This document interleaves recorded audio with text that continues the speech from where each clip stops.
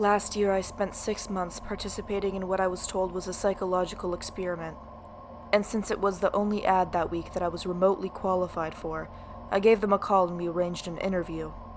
They told me that all I would have to do was stay in a room, alone, with sensors attached to my head to read my brain activity, and while I was there, I would visualize a double of myself.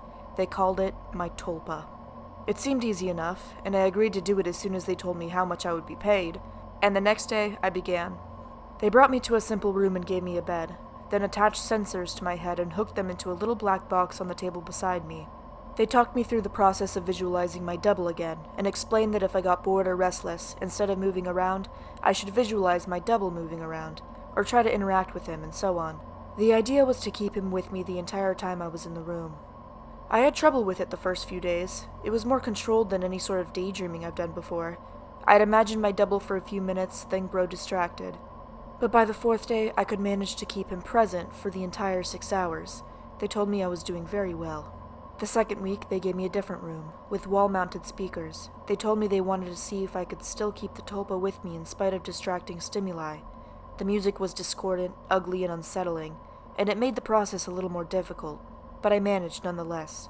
The next week they played even more unsettling music, punctuated with streaks, feedback loops, what sounded like an old-school modem dialing up, and guttural voices speaking some foreign language. I just laughed it off. I was a pro by then. After about a month, I started to get bored. To liven things up, I started interacting with my doppelganger. We'd have conversations, or play rock, paper, scissors, or I'd imagine him juggling, or breakdancing, or whatever caught my fancy. I asked the researchers if my foolishness would adversely affect their study, but they encouraged me. So we played and communicated, and that was fun for a while. And then it got a little strange. I was telling him about my first date one day, and he corrected me. I had said my date was wearing a yellow top, and he told me it was a green one. I thought about it for a second, and realized he was right. It creeped me out, and after my shift that day I talked to the researchers about it. You're using the thought form to access your subconscious, they explained. You knew on some level that you were wrong, and you subconsciously corrected yourself. What had been creepy was suddenly cool. I was talking to my subconscious. It took some practice, but I found that I could question my tulpa and access all sorts of memories. I could make it quote whole pages of books I read once, years before, or things I was taught and immediately forgot in high school. It was awesome. That was around the time I started calling up my double outside of the research center. Not often at first, but I was so used to imagining him by now that it almost seemed odd to not see him. So whenever I was bored, I'd visualize my double.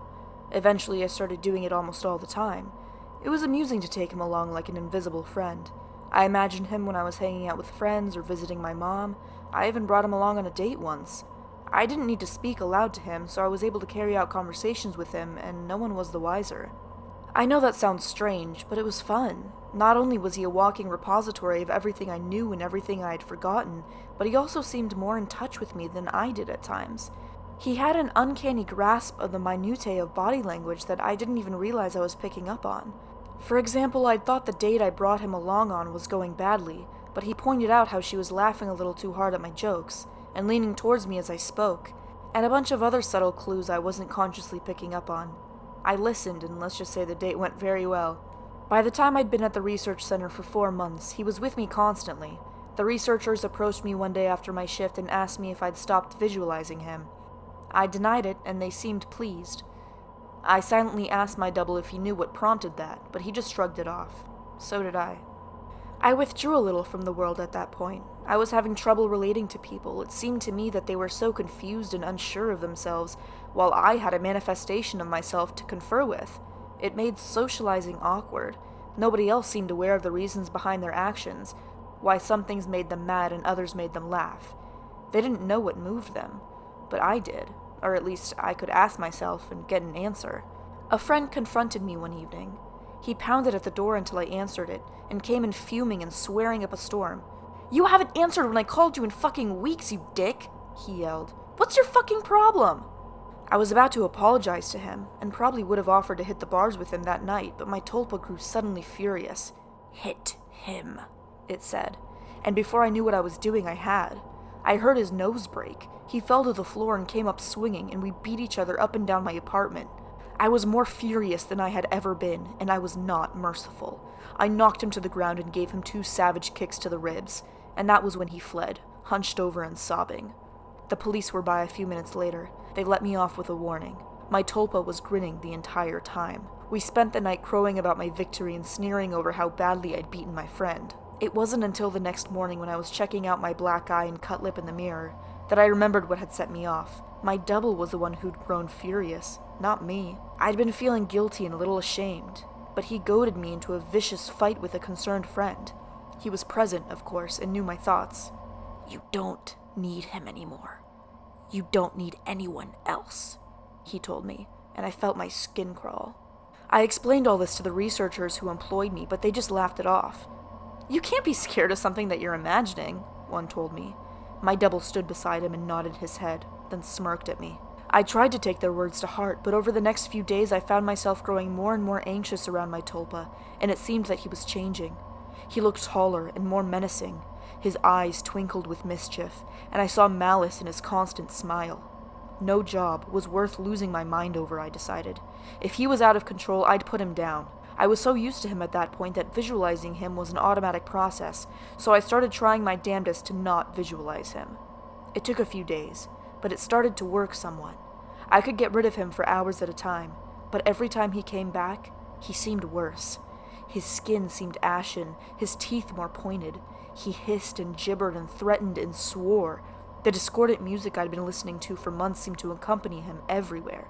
Even when I was at home, I'd relax and slip up, no longer concentrating on not seeing him, and there he'd be, and that howling noise with him. I was still visiting the research center and spending my 6 hours there. I needed the money, and I thought they weren't aware that I was now actively not visualizing my tulpa. I was wrong. After my shift one day, about 5.5 months in, 2 impressive men grabbed and restrained me, and someone in a lab coat jabbed a hypodermic needle into me. I woke up from my stupor back in the room, strapped into the bed, music blaring, and my doppelganger standing over me, cackling. He hardly looked human anymore. His features were twisted, his eyes were sunken into their sockets and filmed over like a corpse's. He was much taller than me, but hunched over. His hands were twisted and the fingernails were like talons. He was, in short, fucking terrifying. I tried to will him away, but I just couldn't seem to concentrate. He giggled and tapped the IV in my arm. I thrashed in my restraints as best as I could, but could hardly move at all. "They're pumping you full of the good shit, I think. How's the mind? All fuzzy?" He leaned closer and closer as he spoke. I gagged. His breath smelled like spoiled meat. I tried to focus, but couldn't banish him. The next few weeks were terrible. Every so often, someone in a doctor's coat would come in and inject me with something, or force-feed me a pill. They kept me dizzy and unfocused, and sometimes left me hallucinating or delusional. My thought form was still present, constantly mocking. He interacted with, or perhaps caused, my delusions. I hallucinated that my mother was there, scolding me, and then he cut her throat and her blood showered me. It was so real that I could taste it. The doctors never spoke to me. I begged at times, screamed, hurled invectives, demanded answers. They never spoke to me. They may have talked to my tulpa, my personal monster. I'm not sure.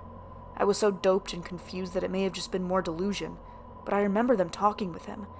I grew convinced that he was the real one, and I was the thought form. He encouraged that line of thought at times, mocked me at others. Another thing that I pray was a delusion. He could touch me. More than that, he could hurt me. He'd poke and prod at me if he felt I wasn't paying enough attention to him. Once he grabbed my testicles and squeezed until I told him I loved him. Another time he slashed my forearm with one of his talons. I still have a scar. Most days I can convince myself that I injured myself, and just hallucinated that he was responsible. Most days. Then one day, while he was telling me a story about how he was going to gut everyone I loved, starting with my sister, he paused. A querulous look crossed his face, and he reached out and touched my head, like my mother used to when I was feverish. He stayed still for a long moment, and then smiled. "All thoughts are creative," he told me. Then he walked out the door. 3 hours later, I was given an injection and passed out. I awoke unrestrained. Shaking, I made my way to the door and found it unlocked. I walked out to the empty hallway, and then ran. I stumbled more than once, but I made it down the stairs and out into the lot behind the building. There I collapsed, weeping like a child. I knew I had to keep moving, but I couldn't manage to. I got home eventually, I don't remember how. I locked the door and shoved a dresser against it, took a long shower, and slept for a day and a half. Nobody came for me in the night, and nobody came the next day, or the one after that. It was over. I'd spent a week locked in that room, but it had felt like a century. I'd withdrawn so much from my life beforehand that nobody had even known I was missing. The police didn't find anything. The research center was empty when they searched it. The paper trail fell apart. The names I'd given them were aliases. Even the money I'd received was apparently untraceable. I recovered as much as one can. I don't leave the house much, and I have panic attacks when I do. I cry a lot. I don't sleep much, and my nightmares are terrible. It's over, I tell myself. I survived. I used the concentration those bastards taught me to convince myself. It works, sometimes. Not today, though. 3 days ago, I got a phone call from my mother. There's been a tragedy. My sister's the latest victim in a spree of killings, the police say. The perpetrator mugs his victims, then guts them. The funeral was this afternoon. It was as lovely a service as a funeral can be, I suppose. I was a little distracted, though. All I could hear was music coming from somewhere distant. Discordant, unsettling stuff that sounds like feedback and shrieking and a modem dialing up. I hear it still. A little louder now.